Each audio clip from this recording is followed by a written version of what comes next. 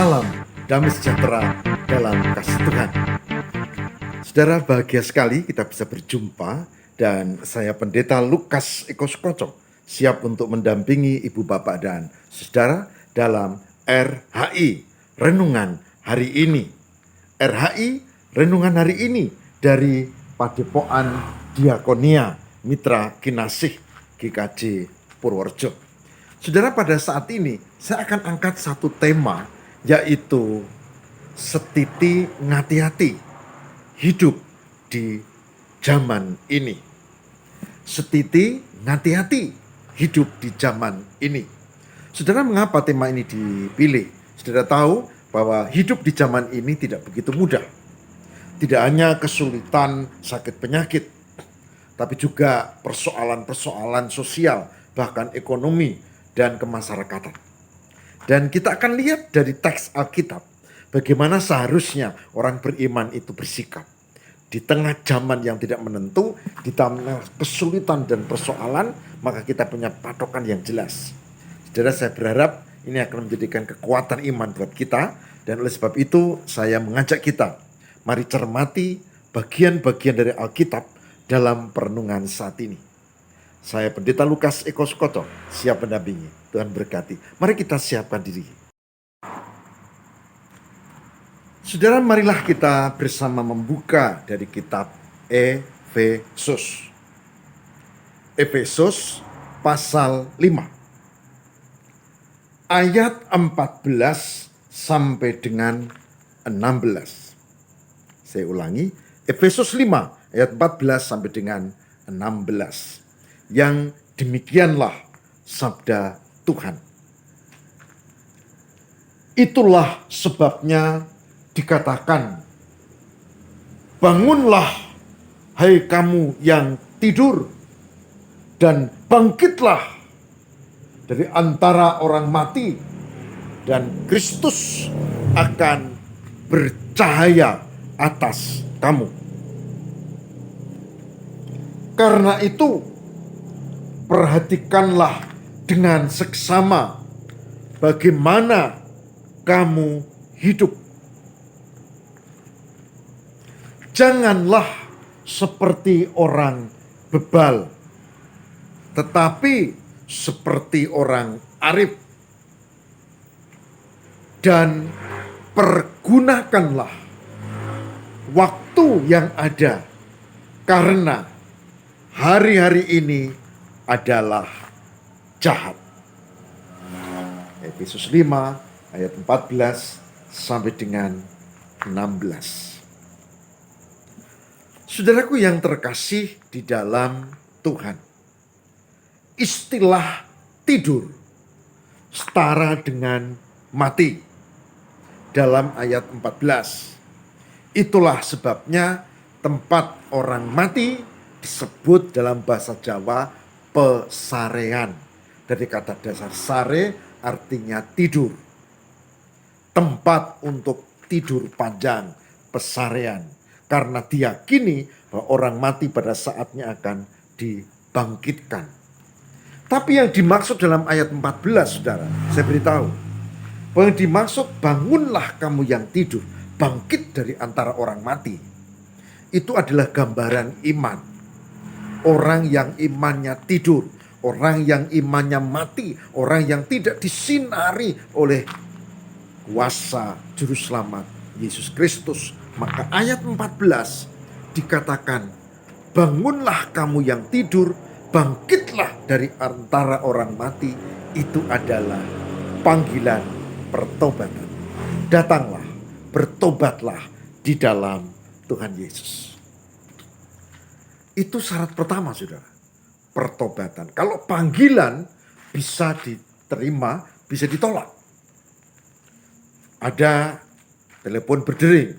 Ya, kita lihat siapa ini. Ini orang asing. Atau ini orang yang suka bikin repot. Tidak diterima. Tapi kalau panggilan itu kita yakini benar, mestinya diterima. Oh, ini istrinya, oh ini anaknya, oh ini pimpinannya, mesti penting ini. Meskipun sekarang hari libur. Misalnya begitu. Nah, jadi ayat 14, panggilan pertobatan. Saudara boleh memilih apakah mau menanggapi panggilan itu dalam pertobatan atau menolak. Saya memilih untuk datang dalam pertobatan. Maka ketika saya menderita penyakit COVID-19 kemarin, setelah 6 hari, ya kurang enak badan di rumah, lalu 7 hari dirawat di rumah sakit, kemudian 10 hari harus isolasi mandiri di perpustakaan Mitra Kinasih. Maka saudara-saudara, saya punya cukup waktu untuk berefleksi dan saya menemukan satu hal. Aku sembuh, artinya aku diberi kepercayaan untuk hidup. Aku diberi kepercayaan untuk hidup, berarti aku harus mengisi hidup ini yang lebih baik. Pertobatanku adalah meneliti hidupku untuk hidup lebih baik lagi. Lebih baik lagi. Karena tidak ada orang yang sempurna. Saya juga tidak. Ayat 14, silakan. Saya memilih menanggapi. Ibu Bapak, saya berharap kita memilih untuk menanggapi.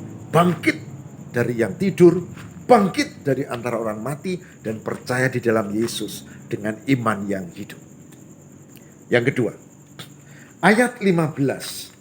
Kalau kita punya iman yang hidup, saudara, maka ayat 15 menjelaskan begini. Karena itu, perhatikanlah dengan seksama bagaimana kamu hidup. Janganlah seperti orang bebal, tapi seperti orang arif. Memperhatikan bagaimana kita hidup, itu tidak sekedar berefleksi, introspeksi, mawas diri, tapi lebih dari itu. Memperhatikan bagaimana aku hidup, mulai dari pikiranku, ide-ideku, begitu juga dengan apa yang ku katakan dalam percakapanku, bahkan dalam segenap kehidupan. Bagaimana aku hidup. Itu saudara. Maka dalam bahasa Jawa diungkap tentang istilah mulat sariro. Mulat sariro, saudara. Artinya kita berefleksi. Kita introspeksi, tapi kita memeriksa diri kita, dan itu mulat sariro. Apa yang kuucapkan, apa yang kupikirkan, apa yang kulakukan, dan apa yang akan kukerjakan. Bahkan bagaimana sikapku terhadap orang lain, aku hayati. Karena itu perhatikanlah dengan seksama bagaimana kamu hidup. Janganlah seperti orang bebal, tapi seperti orang arif. Orang bebal tidak peduli dengan lingkungan. Yang penting aku suka. Tapi orang arif, dia melihat banyak kejadian. Dia menghayati, dia berpikir, dia merasakan, dan dia mempertimbangkan segala sesuatu. Kemudian bagaimana dia melangkah untuk hidup. Dia menghayatinya. Orang arif. Dan poin ketiga yang akhir ini sangat penting, yaitu disebutkan di sini. Dan pergunakanlah waktu yang ada. Karena hari-hari ini adalah jahat. Saya tidak menakut-nakuti. Tapi kita sama-sama tahu bahwa kehidupan sekarang punya banyak persoalan.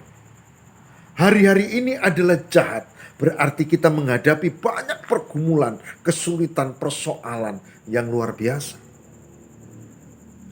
Saudara, saya mengajak kita untuk mencermati benar bagaimana keadaan sekitar kita.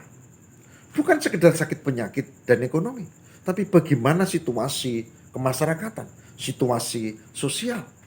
Orang tidak memperhatikan orang lain, orang memperhatikan dirinya sendiri, bahkan keluarganya pun kadang tidak diperhatikan.